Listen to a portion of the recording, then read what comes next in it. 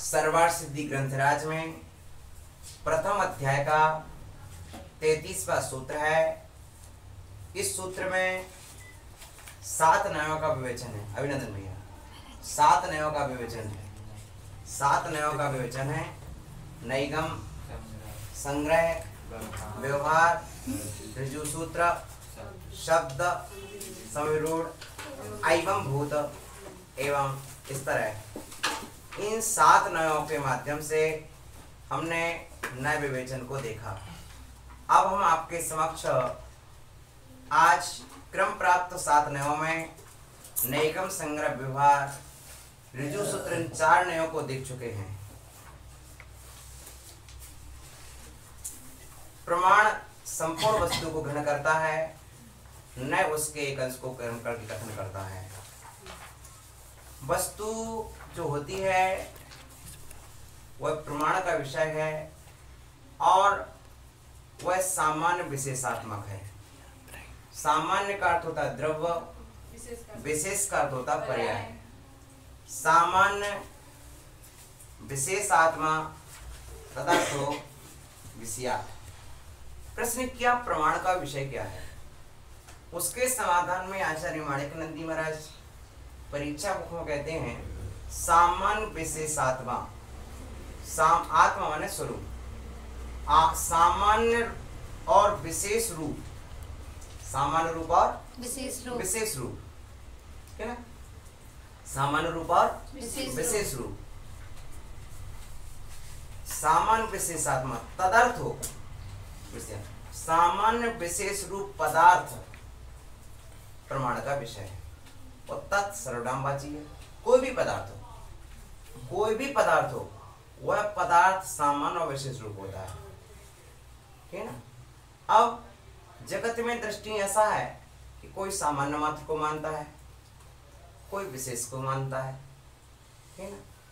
कोई सामान्य और विशेष को भी मानता है, किंतु स्वतंत्र मानता है तो भी भला नहीं है।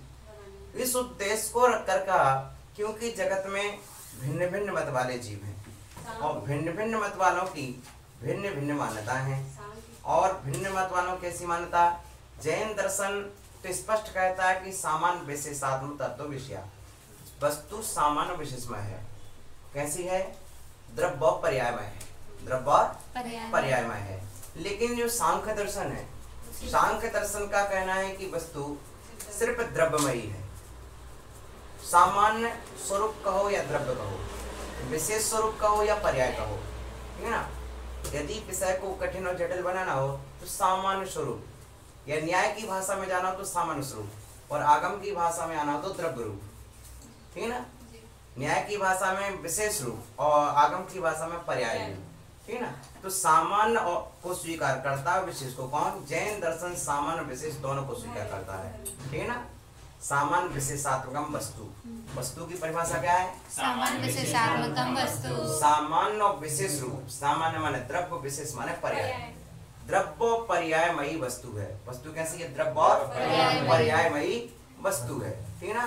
क्योंकि पज्जय विद्धम दब्बम रथी, पर्याय को छोड़ करके द्रव्य नहीं होता और द्रव्य को छोड़ करके पर्याय नहीं। द्रव्य से पर्याय जुदी नहीं है और पर्याय से द्रव्य जुदा नहीं है।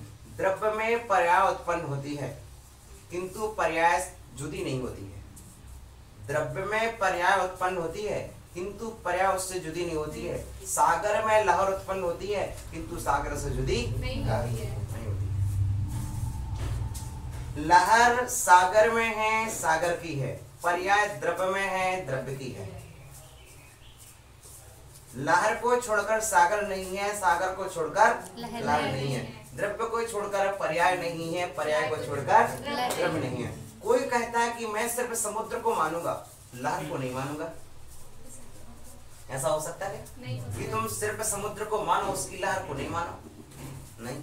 कोई कहता है हम सिर्फ लहर तो मानेंगे लेकिन समुद्र नहीं मानेंगे, तो ये भी अनुचित है। समझ रहे ना? समझ रहे ना कि लहर जो है वह समुद्र के बिना है ही नहीं, पर्याय द्रव्य के बिना है ही नहीं। समझ रहे? स्पष्ट कि लहर जो है वह समुद्र के बिना नहीं है और समुद्र जो है उन्हीं अनंत लहरों का समूह तो समुद्र है। अनंत जलमयी लहरों का समूह ही तो समुद्र है। अनंत पर्यायों का एक पिंड ही तो द्रव्य है। द्रव्य किसे कहते हैं? अनंत पर्यायों के समुदाय को समुद्र किससे कहते हैं? अनंत जलमयी लहरों के पिंड को समुद्र कहते हैं। जैसे जलमयी लहरों के पिंड को समुद्र कहते हैं, उसी अनंत पर्यायों के पिंड समूह को, अनंत पर्यायों के समूह को द्रव्य कहते हैं। स्पष्ट हो गया? तो द्रव्य जो है वह पर्यायों का समुदाय है ना। तो समुद्र में जैसे लहरें उत्पन्न हो चुकी हैं, वे भी उसी में हैं। आपने समुद्र देखा, और उस समुद्र कब से है? जो समुद्र आप देख कर के आए, जो नहीं देखा उसकी चर्चा नहीं कर रहे, लेकिन जो समुद्र आप देख के आए उसका विषय भी सुना जाता है कि हजारों सालों से ऐसे ही है, वैसे ही है। अब हजारों सालों के बीच में जब आपने देखा कि आपके सामने सामने कितनी लहरें उत्पन्न हुई, कितनी मिनट से शांत होंगे, तो 24 घंटे में कितनी लहरें उत्पन्न हुई, वर्षों में कितनी लहरें उत्पन्न हुई, 1000 वर्षों में, लाख वर्षों में, कोटि वर्षों में।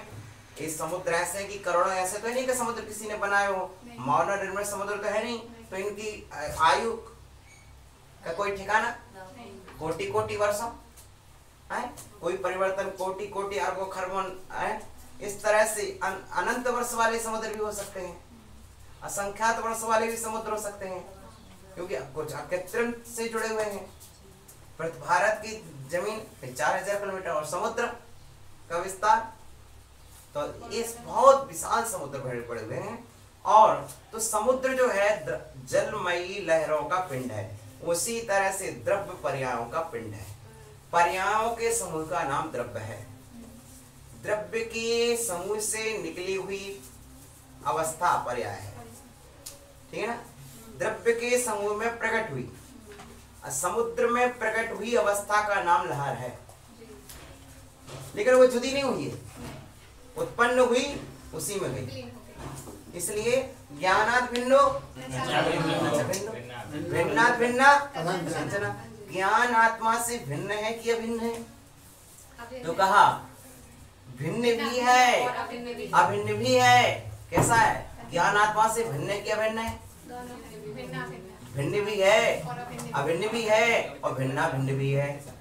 देखो, ज्ञान आत्मा से भिन्न है, पूर्व पर्याय की अपेक्षा भिन्न है, पर पर्याय की अपेक्षा भिन्न है, लेकिन गुण की अपेक्षा अभिन्न है, क्योंकि गुण कभी गुणी से जुदा नहीं होता। हाँ, गुण कभी गुणी से जुदा नहीं होता नहीं है। गुण गुणी से जुदा होता नहीं है। गुण रहित गुणी होता नहीं है। गुण रहित गुणी होता नहीं है। गुणी रहित गुण होता नहीं है। पर्याय की अपेक्षा भिन्न है और गुण की अपेक्षा अभिन्न है। तो देखो बेटा, 1 2 3, ये 3 पर्याय है हमारे ज्ञान में। तो 1 की पर्याय जुदी है, 2 की पर्याय जुदी है, 3 की पर्याय जुदी है कि नहीं है? बोलो। भिन्न भिन्न पर्याय, पहले 1 बोला, 1 2 से भिन्न है कि अलग? 1 है दोनों। 3 1 2 3 तीनों भिन्न भिन्न है कि नहीं है?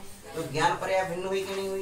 लेकिन जो ज्ञान और गुण हुआ वो ज्ञान गुण आत्मा में है कि नहीं है? वो भिन्न हुए। कभी भी हम याद कर सकते हैं ये ज्ञान जो मुझे उत्पन्न हुआ था वो ज्ञान मेरी आत्मा में है कि नहीं है? वो ज्ञान मेरी आत्मा में है, क्योंकि आत्मा से है। अभी हमने क्या बोला था? 1 2, वो मेरी आत्मा में अभी भी है। आप बाद में पूछेंगे तो भी बता दूं क्यों अभिन्न है, लेकिन भिन्न, 1 भिन्न है, 2 भिन्न है, 3 भिन्न है। तो पर्याय की अपेक्षा भिन्न है, गुण की अपेक्षा अभिन्न है। और एक ही समय में वही भिन्न है वही अभिन्न भी है। पर्याय की अपेक्षा भिन्न है और गुण की अपेक्षा अभिन्न है, एक ही समय में, एक ही काल में। हो गया? इस तरह से तो वस्तु व्यवस्था ये थी कि जगत में सांख्य मत जो है सिर्फ द्रव्य को ही मानता है, और जो बौद्ध मत है वो सिर्फ पर्याय को मानता है। तो पर्याय को मानकर क्या बोलता है? सर्वम क्षणिका, सब कुछ क्षणिक है, सब कुछ क्षणिक है, सब कुछ क्षणिक है, सब नाशवान है, सब नाशवान है। भैया सब नाशवान है, सिर्फ पर्याय नाशवान है, द्रव्य नाशवान नहीं है। लेकिन बुद्ध ने द्रव्य को माना ही नहीं है, पर्याय को माना, सिर्फ पर्याय को माना। सर्वम क्षणिकम, हाँ सब कुछ क्षणिक, सब कुछ नाश होने वाला है। अपन यदि ये बोलते हैं कि सब कुछ नाश होने वाला है, इसका मतलब है कि तुम अभी बौद्ध मत वाले हो। हाँ, यदि तुमने इस बात को ध्यान नहीं रखा कि नहीं भैया द्रव्य शाश्वत है, पर्याय नाशवान है, तब तो जैन दर्शन हो। और यदि तुमने क्या कर लिया, द्रव्य सब क्षणिकम, सब कुछ सब नाश होने वाला है, अनित्य माना है, लेकिन पर्याय की अपेक्षा अनित्य है। अनित्य जो अनित्य वो ही नित्य, नित्य भी अनित्य है। यानी जो पर्याय की अपेक्षा नित्य है, वही वस्तु द्रव्य की अपेक्षा नित्य है। बोलते हैं ना, मिश्री लाल जी का गीत है, आंगी आंगी अपनी ही अर्थीक में गाता चलूं, सिद्ध नाम सत्य है, अरहंत नाम सत्य है, सिद्ध नाम सत्य है, अरहंत नाम सत्य है। पीछे पीछे दूर तक दिख रही जो भीड़ है, पीछे पीछे दूर तक दिख रही जो भीड़ है, पंछी साख से उड़ा खाली पड़ा नीड़ है, पंछी साख से उड़ा खाली पड़ा नीड़ है। सृष्टि सारी देख ले, सृष्टि सारी देख ले, पर्याय ही अनित्य है, सिद्ध नाम सत्य है, अरहंत नाम सत्य है, सिद्ध नाम सत्य है, अरहंत नाम सत्य है। ये बात यहाँ पर कही गई है, ठीक है ना। जिनको मेरे सुख दुखों से कुछ नहीं था वास्ता, जिनको मेरे सुख दुखों से कुछ नहीं था वास्ता, उनके ही कंधों पर मेरा कट रहा है रास्ता। अब देख लीजिए, आज लॉकडाउन की स्थिति है और अस्पताल में मृत्यु हो जाती है, कोई बॉडी लेने के लिए तैयार नहीं है। परिवार के लोग बॉडी लेने तैयार नहीं है। मृत्यु हो गई, बस अस्पताल वाले को जहां भेजना हो वहां भेजते हैं, समझ रहे ना।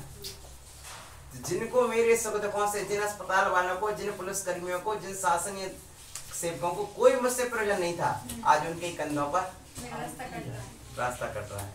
जिनको मेरे सुख दुखों से कोई ना था वास्ता, उनके ही कंधों में मेरा कट रहा है रास्ता।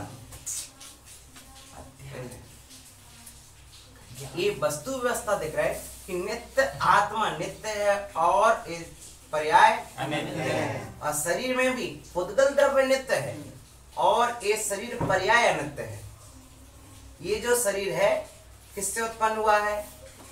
भोजन आदि से उत्पन्न हुआ है।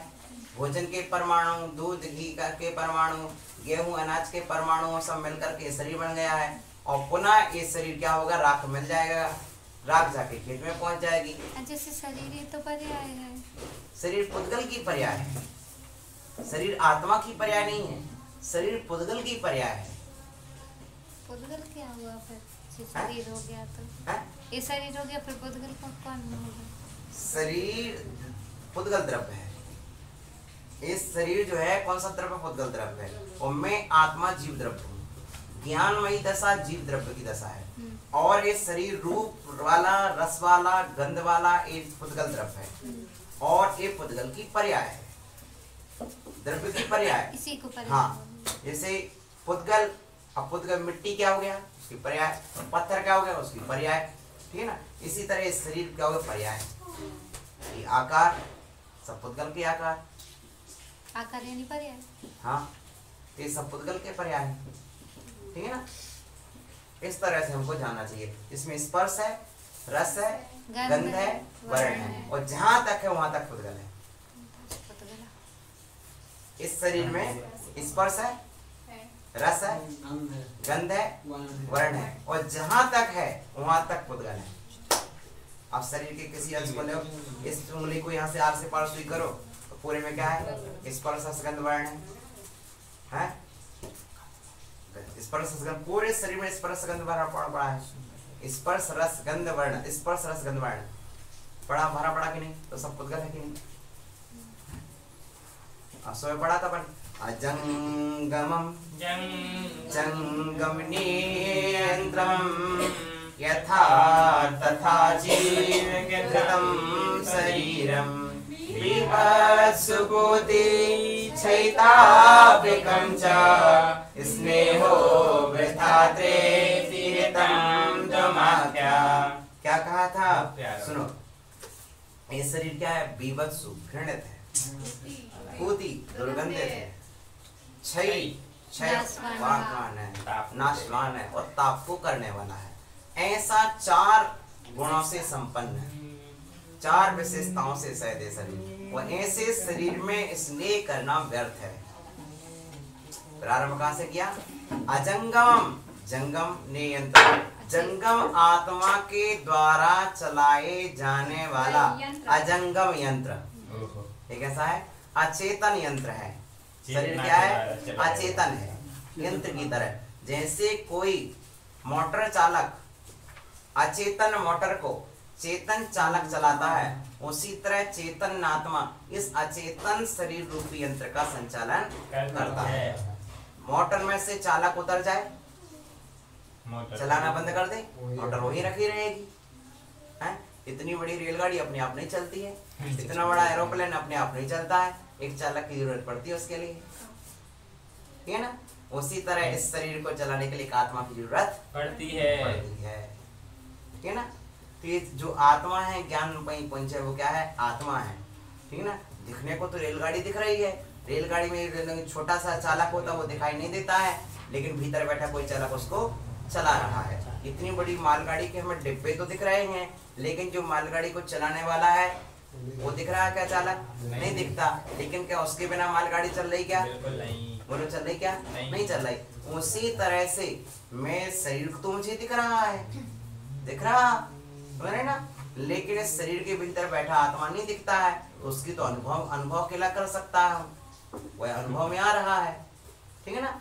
तो मैं अपने आप को, जो मैं कौन हूँ, जो मैं पने का बोध करने वाला है, वही मैं आत्मा हूँ, ठीक है ना? और दिखने वाला जो है सब पुद्गल है। जो इसलिए एन मया दृश्यते रूपम यत मया दृश्यते रूपम तन्ना जानाति सर्वथा जानन्ना दृश्यते रूपम तथा केन। जो मेरे द्वारा देखा जाता, मैं आत्मा, मेरे द्वारा जो देखा जाता है वो पुद्गल है। तन्ना जाने, वो पुद्गल मुझे जानते नहीं, मैं जिसे देख रहा हूँ वो मुझे नहीं जानता है, और जो मुझे देखता है मैं उसे नहीं जान पा रहा हूँ, देख नहीं पा रहा है आंखों से, तो किससे बोलूं? है तो क्या बात बोलने वाली इस तरह से है। तो अब देखिए, अब सांख्य का हो गया। भौतिक सांख्य मत क्या मानता है? सिर्फ द्रव्य को मानता है। बौद्ध मत सिर्फ पर्याय को मानता है। दो, अब योग में 2 आते हैं, नैयायिक और वैशेषिक। नैयायिक और वैशेषिक। वैशेषिक उनका नाम क्यों पड़ा? कि वे सिर्फ विशेष को मानते हैं।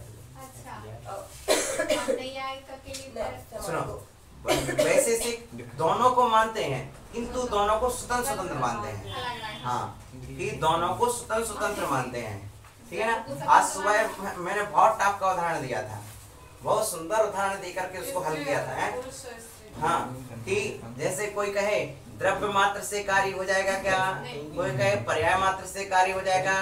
तो मैंने उदाहरण दिया था, इस स्त्री मात्र से संतान नहीं होती है, पुरुष मात्र से संतान नहीं होती है। तो फिर जैसे मान के चलिए, कोई कहे कि पुरुष मात्र से संतान हो जाएगी, यदि कोई कहता है कि द्रव्य मात्र से कार्य सिद्ध होता है, या कोई कहे पर्याय मात्र से कार्य सिद्ध होता है, तो उसका कहना वैसा ही है जैसे कोई कहे कि स्त्री मात्र से संतान हो जाएगी, या कोई कहे कि पुरुष मात्र से संतान हो जाएगी। फिर कोई कहे कि नहीं, हम दोनों को मान लेते हैं, द्रव्य को भी और पर्याय को भी, लेकिन दोनों को स्वतंत्र स्वतंत्र मानेंगे। कैसा मानेंगे? स्वतंत्र। तो फिर कुमारी स्त्री पुरुष से संतान उत्पन्न नहीं होती है, अथवा दोनों जुदे जुदे रहे तो संतान उत्पन्न नहीं होती है। उसी तरह जो सिर्फ द्रव्य को भी मानता, पर्याय को मानता है, लेकिन द्रव्य को स्वतंत्र उत्पादक मानता है और पर्याय को स्वतंत्र उत्पादक मानता है, तो वह भी कार्य को सिद्ध नहीं कर सकता। इसलिए इस तरह से 3 तरह की व्याख्यापन को देख लेना चाहिए, ठीक है ना? दोनों को मानते हैं, ठीक है ना? दोनों की सामर्थ्य होना चाहिए, तो द्रव्य और पर्याय दोनों मिलने पर ही सामर्थ्य उत्पन्न होता है। हाँ, इस तरह से उदाहरण सुबह अपन ने देखा था, उस विषय को मैंने थोड़ा दोहरा लिया। अपना विषय अपना आ रहा है, आज से शब्द नय। कौन सा नय है? शब्द नय। लिंग संख्या साधन, लिंग संख्या साधन, आदि आदि व्यभिचार निवृत्ति परा शब्द नया लिंग संख्या साधन आदि व्यभिचार निवृत्ति परा शब्द नया। अब देखिए लिंग 3 प्रकार के। स्त्री पुल्लिंग नपुंसक। संख्या 1 से 10 तक 11 तक की संख्या, 1 से 11 तक की संख्या और शेष असंख्यात। ठीक है ना। साधन आदि दोषों की निवृत्ति करने में तत्पर, आदि दोषों को हटाने में तत्पर शब्द नय होता है। ठीक है ना। लिंग संबंधी दोष, संख्या संबंधी दोष, साधन संबंधी दोषों को निवृत्ति में तत्पर उन दोषों को हटाने वाला शब्द नय होता है। ठीक है ना। अब पुनः देखिए लिंग संख्या साधन आदि के दोष की निवृत्ति करने वाला, दोष को हटाने वाला शब्द नय होता है। लिंग दोष यथा पुष्य, ये पुष्य तारका नक्षत्र, पुष्य पुल्लिंग का है, तारका स्त्रीलिंग का है, नक्षत्र नपुंसकलिंग का है। ठीक है ना। पुष्यः तारका नक्षत्र, जबकि तीनों के एक अर्थ वाची है लेकिन तीनों के लिंग अलग अलग है। ठीक है ना। पुष्य पुल्लिंग का है, तारका स्त्रीलिंग का है और नक्षत्र नपुंसकलिंग है। एक भिन्न भिन्न लिंग के शब्द हैं। इनका मिलाकर प्रयोग करने वाला, इनका मिलाकर प्रयोग कर दिया तीनों का। अब पर्यायवाची दिखाना पड़ते कभी कभी ताकि आप समझ सके। हो सकता है पुल्लिंग हम एक ही शब्द रख दें, हम सिर्फ तार का, तो आप नहीं समझ पाए। तो जब प्रयोग करते समय तीनों शब्द एक जगह रख दिए जाते हैं ताकि इससे ना समझे तो इससे समझे, इससे ना समझे तो इससे समझ जाए आप। ठीक है ना। जैसे माँ व्यंजन परोसते समय इसको ना परोसते, इसको खा लो, इसको ना खा तो इसको खा सको। ठीक है ना। उसी तरह से एक साहित्यकार क्या करता है, अनेक शब्द रख देता वहां पर। ठीक है ना। तो पुष्य तारका नहीं, भिन्न भिन्न लिंग के शब्द हैं, इनका मिलाकर प्रयोग करना लिंग व्यभिचार है। ये क्या है? लिंग दोष कहलाता। अपन ने तीनों यहाँ पर इकट्ठे एक साथ रख दिए। ये क्या कर दिए? तीनों एक साथ कर दिए। अब क्या हो गया? संख्या व्यभिचार, लिंग व्यभिचार समझ में आ गया। लिंग दोष कि स्त्री पुरुष 3, जबकि संस्कृत व्याकरण का नियम है कि स्त्रीलिंग के साथ स्त्रीलिंग का प्रयोग होगा, पुल्लिंग के साथ पुल्लिंग का प्रयोग होगा, नपुंसकलिंग के साथ नपुंसकलिंग का प्रयोग होगा। लेकिन ये लिंग नाम का दोष हो गया। ठीक हो गया, क्योंकि आपने तीनों एक साथ प्रयोग कर दिए, स्त्री पुरुष नपुंसकलिंग, ये लिंग दोष हो गया। दूसरा प्रयोग तो नीचे किया था, ऊपर ही किया था। ऊपर एक साथ दे दिए ना तीनों, पुष्य तारका नक्षत्र। हाँ। पुष्य तारका और नक्षत्र। अब हम हिंदी पढ़ना पूरी। संख्या व्यभिचार, संख्या नाम का दोष। जलम, जलम क्या है? एक वचन का है। संख्या से वचन, एक वचन का। आपा बहुवचन का है। जलम एक वचन का, जलम जले जला नहीं, आपो और आपा बहुवचन का है। ठीक है ना। ये हो गया। वर्षा बहुवचन का है और ऋतु एक वचन का है। आम्रा, आम्रा बहुवचन का है और वनम एक वचन का है। ठीक ना। इस तरह एक वचन के साथ बहुवचन का प्रयोग, बहुवचन के साथ द्विवचन का प्रयोग। इस तरह से वचन का प्रयोग है ना कि एक शब्द में आपने एक वचन का प्रयोग कर दिया और दूसरे शब्द में आपने द्विवचन बहुवचन का प्रयोग कर दिया। कि तो इस तरह से वचन प्रयोग का जो भिन्नता है वो संख्या व्यभिचार कहलाती है। कैसा? एक वचनांत और बहुवचनांत शब्द हैं।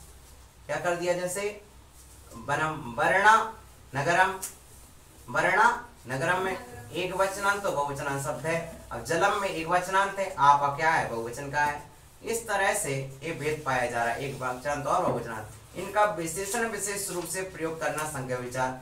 आपका विशेषण और विशेष बना दिया। क्या? जब हम कहना था गोरा बालक, ठीक ना, तो गोरा तो अपन ने कर दिया बहुवचन में प्रयोग, और बाल का कर दिया एक वचन का प्रयोग। एक वचन का करना। हाँ, भाई नियम तो यही बोलता है कि एक वचन के साथ एक वचन और बहुवचन के साथ बहुवचन, ठीक है ना, ठीक है ना। तो इस तरह से अपन, तो इस तरह से संख्या नामक दोष आ जाता है। कभी कभी व्यक्ति ऐसा प्रयोग भी अपन कर लेते हैं कभी कभी, ठीक है ना। तो इनका विशेषण विशेष रूप से करना, प्रयोग करना संख्या नामक दोष कहलाता है, ठीक है ना। साधन दोष, सेना पर्वत मदी वस्ती, सेना पर्वत पर है, सेना कहाँ पर है, पर्वत पर है, पर्वतम अधिवसति, पर्वत पर है। यह अधिकरण कारक अर्थ में सप्तमी व्यक्ति ना होकर द्वितीय व्यक्ति का प्रयोग किया। पर्वतम आपने पर्वते लिखना था, लेकिन आपने पर्वतम कर दिया, ये द्वितीय का प्रयोग है और वाक्य सही है। अधिवसति के साथ, अधि के साथ हो गया। इस तरह द्वितीय व्यक्ति, इसलिए ये साधन नाम का दोष आ गया, ठीक है ना। इस तरह से आपने देख लिया, सेना पर्वतम अधिवस्ति, सेना पर्वत पर बसती है। यह अधिकरण कारक अर्थ में सप्तमी व्यक्ति ना होकर के अधिकरण बन रहा था, तो सप्तमी होना चाहिए थे, लेकिन अधि शब्द लगा देने से क्या हो गया, वो द्वितीय हो गया, द्वितीय हो गया। इसलिए साधन में विचार, पुरुष में विचार यथा यही मन्ने रथेन यास्यामि नाही यास्यसि यातस्ते पिता, यही आओ, यही माने आओ, यही माने आओ, आओ। तुम समझते हो, मिला महाराज, तुम समझते हो कि मैं रथ से जाऊंगा, आओ। तुम समझते हो कि मैं रथ से जाऊंगा, नहीं जाओगे, ठीक है ना। मन्ने मानते हो, ठीक है ना, समझते हो। रथेन यास्यसि, रथ से जाओगे, ऐसा मानते हो। ना यास्यसि, नहीं जाओगे। याता ते पिता, यातस्ते पिता, यातस्ते पिता, पिता चले गए हैं रथ से। तो तुम्हारे पास एक ही रथ है और तुम सोच रहे थे हम रथ से चले जाएंगे, पिताजी चले गए। ये क्या हो गया यहाँ, समझ रहे हैं। यहाँ पर क्या कर लिया इन्होंने, यहाँ पर इन्होंने पुरुष व्यभिचार कर दिया, ठीक है ना, इसलिए पुरुष व्यभिचार, ठीक है ना। मन्य से के स्थान पर मन्ने कर दिया और यास्यामि के स्थान पर यास्यसि कर दिया, ठीक है ना। अहम यास्यामि, ये गलत हो गया। हाँ, क्रिया का प्रयोग किया इसलिए पुरुष व्यभिचार हो गया। मन्य से के स्थान पर मन्ने, अहो तुम मन्ने, जबकि तुम मन्य से होना चाहिए था। अहम मन्ने होता है, वाक्य कैसा बनता है, अहम मन्ने, लेकिन लिखा क्या है, लिखा क्या है, यही मन्ने, यही माने तो आओ, मन्ने यस्यसि, तुम मानते हो, जबकि मन्ने तो अहम के साथ होता है। अहम मन्ने, अहम याचे गे वहे वहे, आत्मनेपद में उत्तम पुरुष का एक वचन है मन्ने, ठीक है। और यहाँ तुम के साथ करना था, तुम मन्ने से, और क्या दिया, मन्ने से मन्ने। तो देखिए मन्ने से में के स्थान मन्ने और यास्यामि के स्थान पर यास्यसि क्रिया का प्रयोग किया गया है, इसलिए यह पुरुष व्यभिचार हो गया। यहाँ पर ये दोष आ गया, ठीक है ना।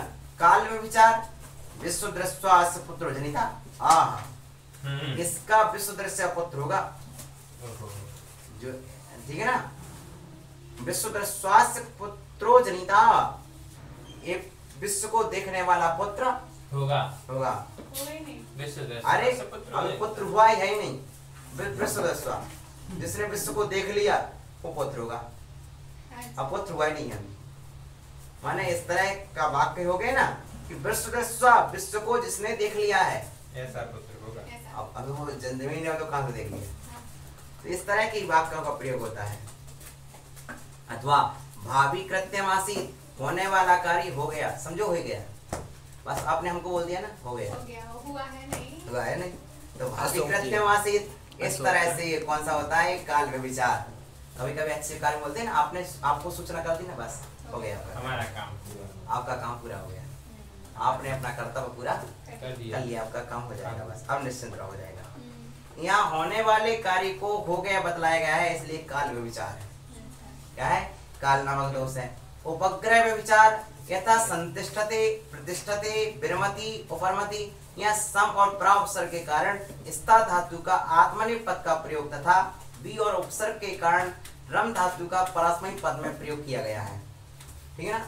जब क्या होता है, आत्मनेपद की धातु है और उपसर्ग लग गया, तो यहाँ पर क्या हो गया कि आत्मनेपद का प्रयोग और बी और उपसर्ग के कारण रम धातु का परस्मैपद पद में प्रयोग कर दिया, जबकि रम धातु है और उसमें क्या कर दिया, परस्मैपद पद का प्रयोग कर दिया, जबकि रम धातु में क्या का प्रयोग होना चाहिए था, परस्मैपद पद का, आत्मनेपद पद में प्रयोग होना था, इसलिए उपग्रह नाम का विचार हो गया। उपग्रह नाम का। हाँ, कि जहाँ परस्मैपद पद लगाना था वो आत्मनेपद पद लगा दिया, जहाँ आत्मनेपद पद लगाना था वो परस्मैपद पद लगा दिया। उसका तो सही होगा अर्थ ऐसा, व्याकरण को कर सकते हो कि ऐसा? हाँ, यद्यपि व्यवहार में ऐसे प्रयोग होते हैं, एक व्यवहार में तो प्रयोग चल जाते हैं, सामान्यतः बोलचाल में दिन भर बोलते ही हैं। अब फिर कैसे किसी शास्त्र लिख दो, फिर आप जब दिन भर हिंदी बोल देते, आज से क्या आप हिंदी जानते हो, तो सब बोलोगे हाँ हम हिंदी जानते हैं। सबसे आप मैं पूछो आप हिंदी जानते हो, यहाँ जितने बैठे सब बोलेंगे हम हिंदी जानते हैं। आप हिंदी एक किताब लिख दो, तो इसका पर समर्थ हिंदी नहीं जानते हो। उसी तरह यहाँ पर ये बोल रहे हैं कि जो अपन प्रयोग करते हैं ना, तो ये इन दोषों को लगा करके भाषा का प्रयोग करते हैं, और ये शब्द न किसी भी दोष को स्वीकार नहीं करता है। हाँ, ये कहता है ये दोष है, ये दोष है, ये दोष है, ये दोष है, मतलब शब्दों ही में नहीं करता है। तो शब्द ने अनुचित मानता है। अच्छा।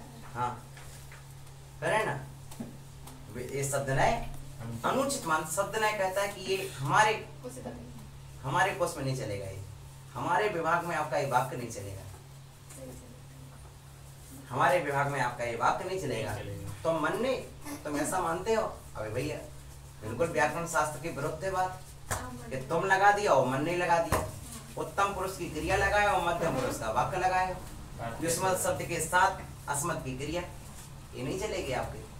भाई युष्मत का है मन तुम, और तुम है युष्मत का प्रथम पुरुष, मध्यम पुरुष का एक वचन, और क्रिया लगाए किसकी, उत्तम पुरुष के एक वचन की, ये नहीं होगा, क्योंकि व्याकरण का नियम है कि क्रिया के अनुसार बेटा क्रिया के अनुसार ही क्रिया के अनुसार ही कर्ता का वचन और पुरुष होता है। क्रिया जिस पुरुष के जिस वचन की होगी, क्रिया जिस पुरुष के जिस वचन की होगी, कर्ता उसी पुरुष के उस वचन का होगा, और नहीं भी हो तो चलेगा। क्रिया मात्र रह जाने से अर्थ पूर्ण हो जाता है, क्रिया मात्र होने से अर्थ पूर्ण हो जाता है, कर्ता का बोध हो जाता है। कर्ता नहीं भी रहे तब भी अर्थ में बाधकता नहीं जाती है, ठीक है ना। यदि मैंने लिखा पठामी, मैंने बोला पठामी और अहम नहीं भी बोला, तब भी पठामी क्रिया में इतनी ताकत है कि क्रिया के साथ लगा हुआ क्रिया का जो प्रत्यय है वो बता रहा है कि मैं क्या हूं, ठीक है ना। सुनिए, एक धातु होती है, वो धातु में यदि प्रत्यय ना जुड़े, विभक्तियां न जुड़े, तो धातु अपने एक ही रूप में रहती है, और जब प्रत्यय जोड़ते हैं तो 190 रूप हो जाती है, 180 रूप हो जाती है, 90 दूनी 180। हाँ, तो वही धातु 180 रूपों में परिवर्तित हो जाती है प्रत्यय जुड़ने से। 10 लकार है, 10 विभक्तियां हैं, तो 10 विभक्तियों के सबके परस्मैपद पद के 90 रूप और आत्मनेपद पद के 90 रूप चलेंगे, तो 10 लकार, ठीक है ना। जब आप इसमें पढ़ेंगे तिगंत में तो 10 विभक्ति मिलेंगे, तो 10 विभक्तियों के 90 रूप हो गए, यानी 180 रूप हो गए। एक मूल शब्द क्या है, एक, मैंने सुना कि ज्ञा शब्द मूल है, ज्ञायते, आत्मनेपद में बनेगा ज्ञायते, और परस में बनेगा जानाति। इस तरह रूप बनाएंगे तो एक एक लकार के 18 रूप बनेंगे, तो 10 लकारों के 180 रूप बन जाएंगे, 9 परस्मैपद पद के, 9 आत्मनेपद के, 1 लकार के 18, तो 10 लकारों के 180, माने एक ही धातु 180 रूप प्रमाण कर जाती है, एक ही धातु 180 अर्थों को देती है, और यदि उसमें प्रत्यय न जोड़ो तो मूल अर्थ में रहेगी। लेकिन फिर भी किसी के साथ जुड़ जाए, लेकिन धातु अपना मूल अर्थ नहीं छोड़ती है, मूल अर्थ वहां पे भी लिए रहेगी। जानता हूं, जानूंगा, जाना था, लेकिन वो मूल जो अर्थ है जाना वो तो रहेगा ही रहेगा, चाहे उसमें काल परिवर्तन आ सकता है, ठीक है ना, काल परिवर्तन आ जाएगा, लेकिन अपना मूल स्वरूप नहीं त्यागेगी धातु, ठीक है ना। क्योंकि लकार का प्रयोग काल के अर्थ में होता है और धातु का प्रयोग क्रिया के अर्थ में होता है, ठीक है ना। धातु का प्रयोग क्रिया के अर्थ को सूचित करता है और लकार का प्रयोग काल के अर्थ को सूचित करता है। स्पष्ट हो गया?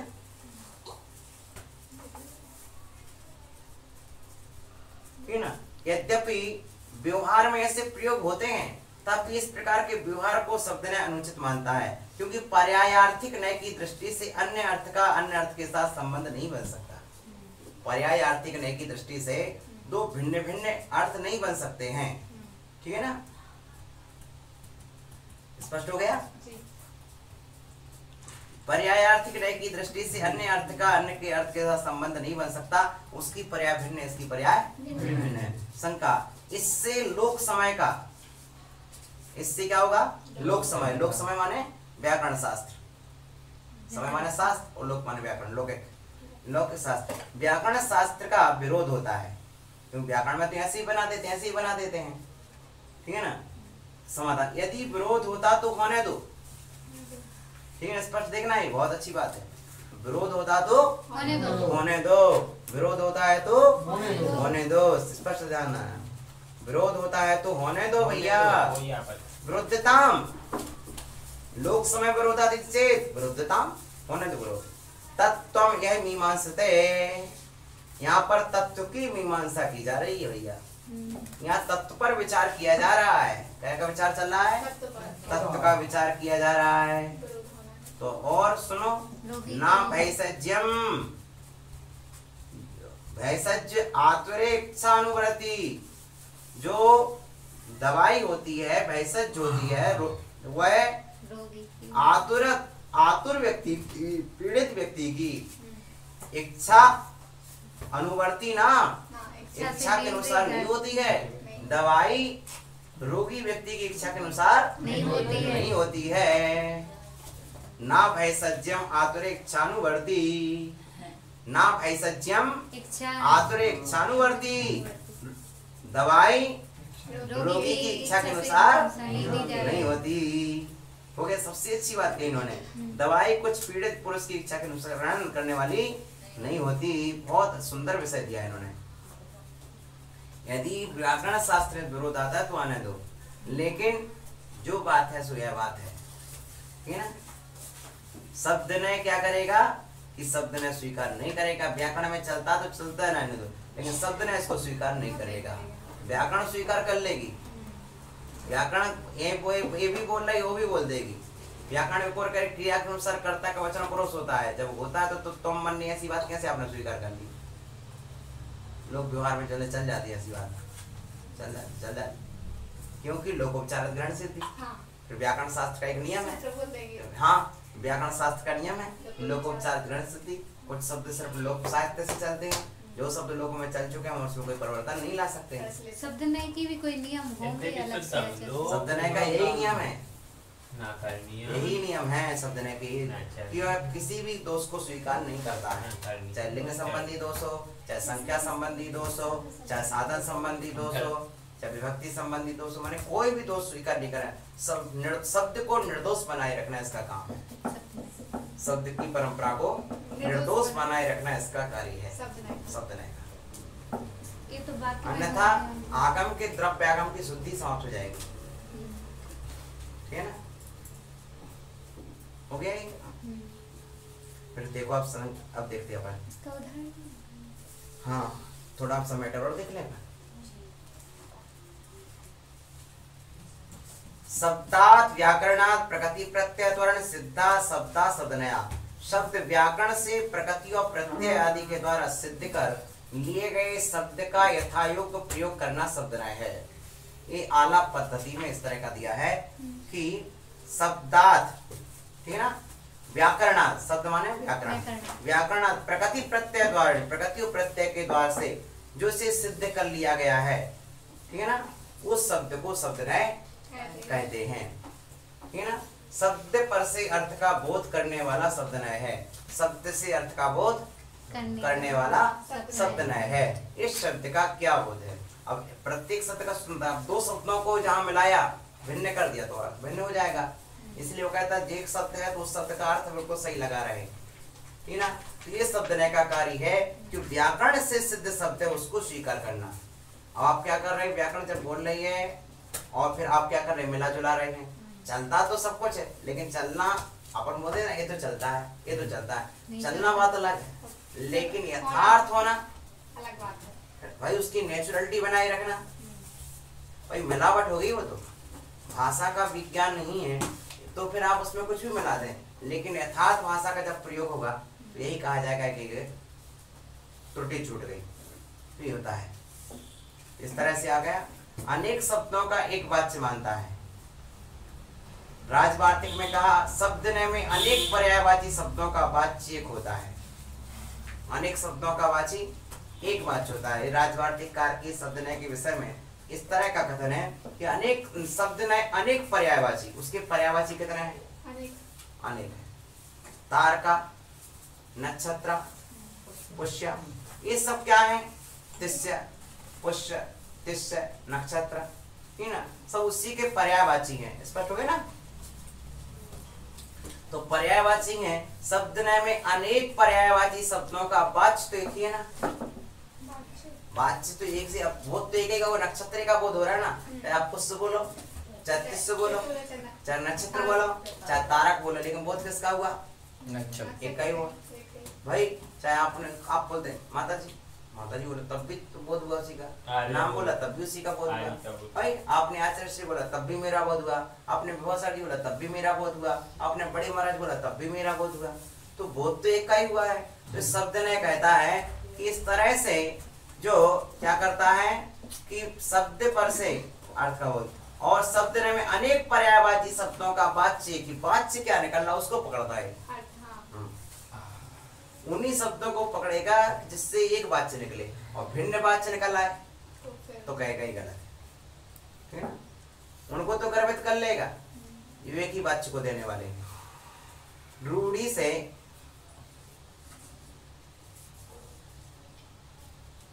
संपूर्ण शब्दों के एक अर्थ में प्रयुक्त होने को शब्द नय कहते हैं। क्या है? रूढ़ी से संपूर्ण शब्दों के एक अर्थ, शब्द कितने ही बोलते चले, अर्थ एक निकलना चाहिए। अभिनंदन भैया, ब्रह्मचारी भैया जी, क्या है? तो ये क्या है? शब्द तो अनेक बोले जा रहे हैं लेकिन अर्थ सबका एक है, तो शब्द ने इसको स्वीकार करता है, ठीक है ना? और दो भिन्न भिन्न लगा दो तो अर्थ ही भिन्न हो जाएगा, ठीक है ना? पर्यायवाची शब्दों में अभेद मानता है। पर्यायवाची शब्द है तो अभेद है उसके, हाँ उस शब्द के, हाँ तो पर्यायवाची शब्द है ना, क्यों छोटू भैया जी, ठीक है? अभिनंदन जी, अभी त्यागी, ब्रह्मचारी, तो ये पर्यायवाची शब्दों में अभेद मानता है। शुद्ध नय में पर्यायवाची विभिन्न शब्दों का प्रयोग होने पर, शब्द नय में पर्यायवाची अनेक शब्दों का प्रयोग होने पर भी उसी अर्थ का कथन होता है। अर्थ एक ही रहना चाहिए, अर्थ चेंज नहीं होना चाहिए। शब्द भले ही चेंज हो जाए पर अर्थ चेंज नहीं होना चाहिए। वाचक के चेंज होने पर वाच्य चेंज नहीं होना चाहिए। वाचक बदल जाए, शब्द बदल जाए पर अर्थ ना बदले। वक्ता बदल जाए लेकिन शब्द बदल जाए लेकिन अर्थ ना बदले। शब्द बदल जाए आपका लेकिन अर्थ नहीं बदलना चाहिए, अर्थ बना रहना चाहिए, अर्थ बहुत सही होना चाहिए। आप कभी कभी बोलते बोलते हिंदी से अंग्रेजी पर पहुंच जाते हैं और अंग्रेजी संस्कृत पर पहुंच जाते हैं, लेकिन अर्थ ही कहीं हो जाता है आपका। अर्थ नहीं, अर्थ क्योंकि मुख्य होता है अर्थ, अर्थ के ज्ञान को आगम कहते हैं, शब्द के ज्ञान को आगम नहीं कहते हैं। शब्द का ज्ञान द्रव्यागम है, वो अर्थ के ज्ञान को भावागम कहते हैं। अर्थ का ज्ञान आगम, अर्थ ज्ञान आगम, अर्थ के ज्ञान को आगम कहते हैं। इसलिए द्रव्य में शब्द तो बदल जाएगा। कल के दिन मंजू दीदी नाम था, दीक्षा हुई तो नाम अद्यम श्री हो गया। कल तक अंजू दीदी नाम था, दीक्षा हुई तो ओम श्री नाम हो गया। तो क्या हो गया? शब्द तो बदल गए, शब्द तो बदल गए, लेकिन शब्द बदलने से क्या वाच्य बदल गया? अर्थ बदल गया क्या? कल उसी नाम से बोला तब भी आप वही आ रहे थे, आज दूसरे नाम से बोला तब भी आप वही आ रहे हो, समझ रहे ना? तो शब्द तो बदला है लेकिन उस शब्द का अर्थ नहीं बदला, ठीक है ना? इसलिए उसको कोई अर्थ नहीं। घर पर बच्चे का जन्म होता है, बच्चे का जन्म होता है, कोई किसी नाम से बुलाता है, कोई किसी नाम से, कोई किसी नाम से बुलाता है, और सब अपनी अपनी खुशी से अनेक नाम रख लेते हैं, ठीक है ना?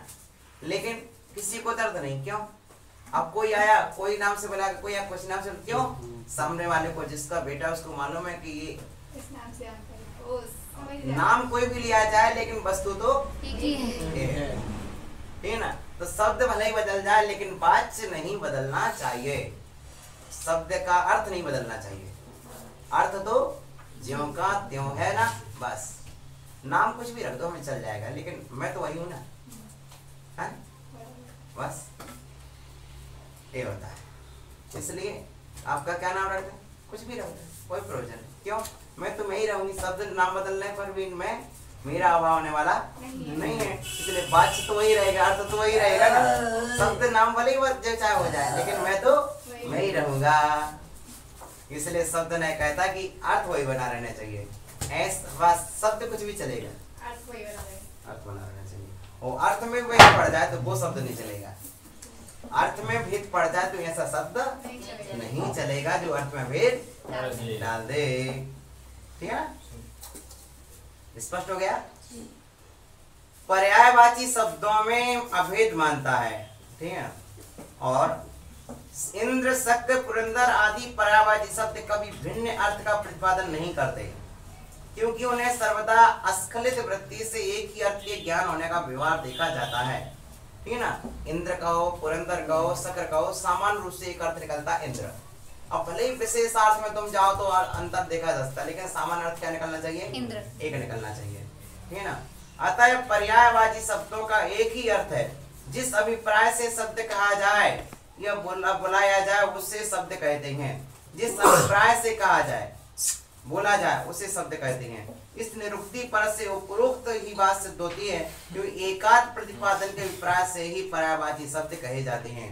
अर्थ एक निकले, पर्यायवाची शब्द अनेक हो जाए, शब्द अनेक अर्थ एक, यह शब्द नहीं, शब्द अनेक अर्थ एक, एक अर्थ तक सीमित रहे वो कितने भी शब्द चल जाएंगे, लेकिन यदि अनेक चले जाएं,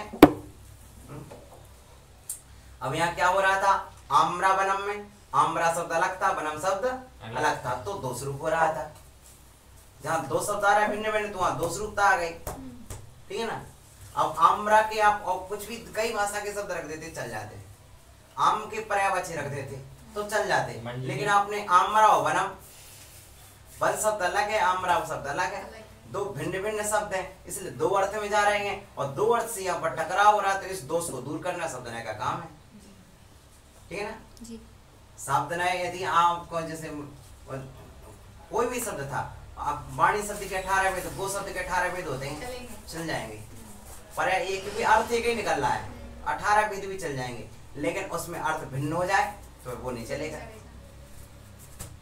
एक शब्द के 18 शब्द ही हमें स्वीकार हैं, लेकिन एक ही अर्थ में हो तो, और एक शब्द के दो अर्थ भी स्वीकार नहीं होंगे भिन्न अर्थ में हो तो, एक शब्द के दो शब्द भी स्वीकार नहीं करेंगे हम यदि भिन्न अर्थ में चले जाएं तो, ठीक है ना।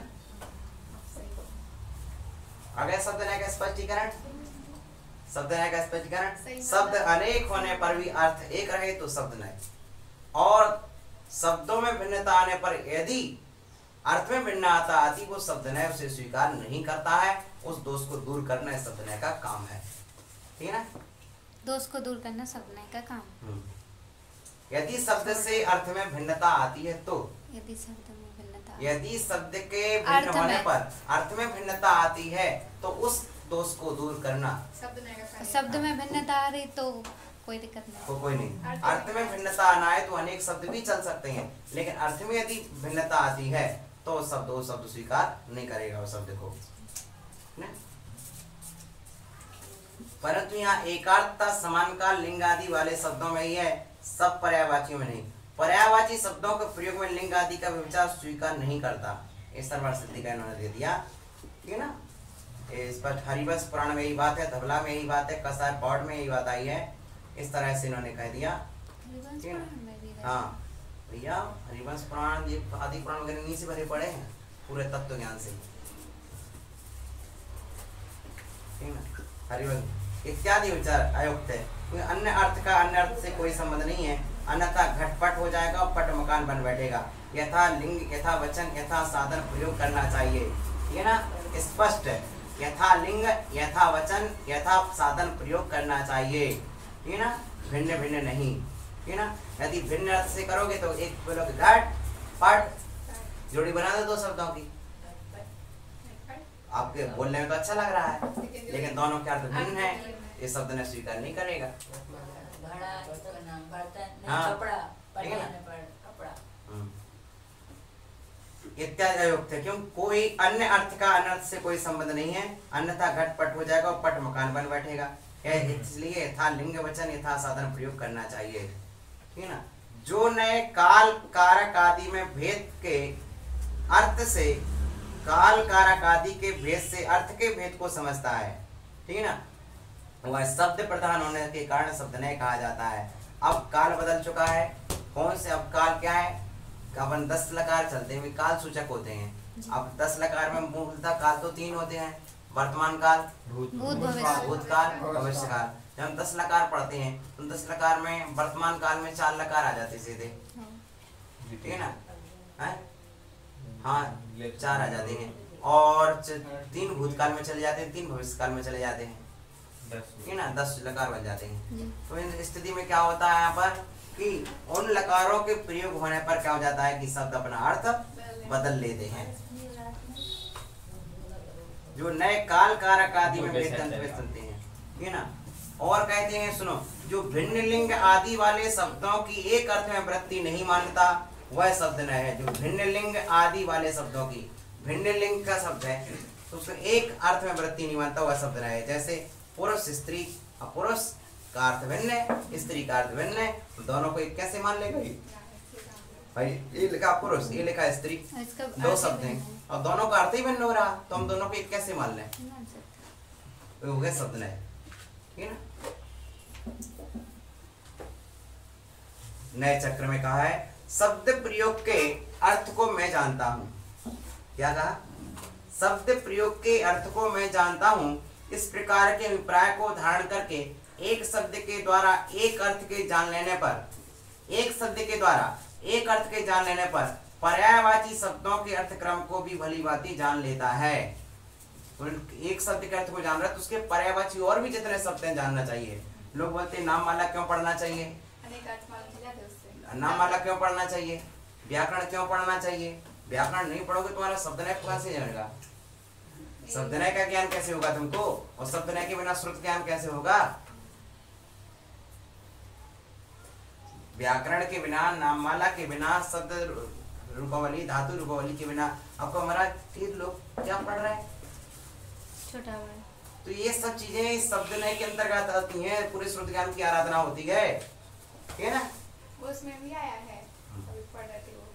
तो शब्द प्रयोग के अर्थ को मैं जानता हूँ। इस प्रकार के अभिप्राय को धारण करके एक शब्द के द्वारा एक अर्थ के जान लेने पर पर्यायवाची शब्दों के अर्थ क्रम को भी जानना चाहिए। जैसे पुष्य, तारका, नक्षत्र भिन्न लिंग वाले 3 शब्द हैं, यद्यपि एकार्थवाची अथवा एक दारा, कलत्र, भार्या ये 3 हैं। दारा स्त्रीलिंग का, कलत्र नपुंसकलिंग का, भार्या स्त्रीलिंग का, ठीक ना? ये सही है, एकार्थवाची है, परंतु कारणवशात लिंग, संख्या, साधन वगैरह विचार को छोड़कर शब्द के अनुसार अर्थ स्वीकार करना चाहिए। लिंग, संख्या, साधन वगैरह को छोड़कर शब्द के अनुसार अर्थ को ग्रहण करना चाहिए। इस प्रकार शब्द नय है। काव्य लक्षण की प्रवृत्ति में या स्वभाव से आविष्ट युक्त लिंग से शब्द नय लिंग और स्व संख्या को न छोड़ते हुए रहता है। इस प्रकार शब्द नय का विषय बतलाया है। भावार्थ इतना ही है। भिन्न लिंग आदि वाले शब्द भी व्यवहार नय में एकार्थवाची समझे जाते हैं, ऐसा यह न जानता है और मानता है, परंतु वास्तव में उनका प्रयोग करते समय उनमें लिंग आदि का विचार नहीं आने देता। माने जानता है, ये चलता है, ये चलता है, लेकिन जब प्रयोग करेगा तो वो दोष को नहीं रहने देगा, ठीक है ना? हम बहुत सारी भाषा रोज बोलते रहते हैं, अभी चलती चलती, लेकिन जब लिखने बैठते हैं तो उसका प्रयोग नहीं करेंगे, ठीक है ना? अच्छा। हाँ, अभी इस तरह से अभिप्राय मन एकार्थवाची समझते हुए वाक्य में प्रयोग करते समय कारणवशात लिंगादि के अनुसार ही प्रयोग करता है। अभिप्राय में तो जैसा बोल देता है, लेकिन जब वाक्य में प्रयोग करेगा तो उसको भिन्न समझते स्वीकार करेगा। इस तरह से यहाँ पर बात बताई है। बहुत अच्छा विषय समझाया गया है। और देखिए थोड़ा सा, इंद्र, शक, पुरंदर ये तीनों समान लिंगी शब्द एक अर्थ को द्योतित करते हैं। तटा, तटी, तटम, पुल्लिंग में तटा, स्त्रीलिंग में तटी और नपुंसकलिंग में तटम। इन शब्दों से विरुद्ध लिंग रूप धर्म से संबंध होने कारण वस्तु का भेद भी समझा जाता है, ठीक है ना? विरुद्ध धर्म का भेद का अनुभव करने वाली वस्तु में विरुद्ध धर्म का संबंध न मानना भी उक्त नहीं है। इस प्रकार संख्या, काल, पुरुष आदि के भेद से पर्यायवाची शब्दों के अर्थ में भेद भी समझना। कभी कभी पर्यायवाची में भेद पहुंच जाता है, ठीक ना। ऋजु सूत्र वचन का विच्छेद रूप, ऋजु सूत्र वचन का विच्छेद रूप वर्तमान काल ही पर्यायवाची के नय का मूल आधार है, ठीक ना।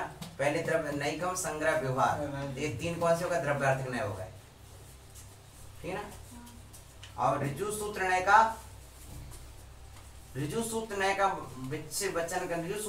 विच्छेद रूप वर्तमान काल ही पर्यायवाची नय का मूल आधार है।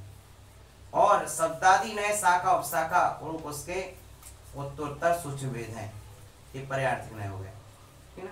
इस तरह ये विषय यहाँ पर दर्शाया गया है। शेष विषय को अपन आगे कहेंगे। ये विषय आपका और प्राणिक स्वाध्याय निष्ठापन पूर्वाचार्य भाव पूजा बनना से शुद्ध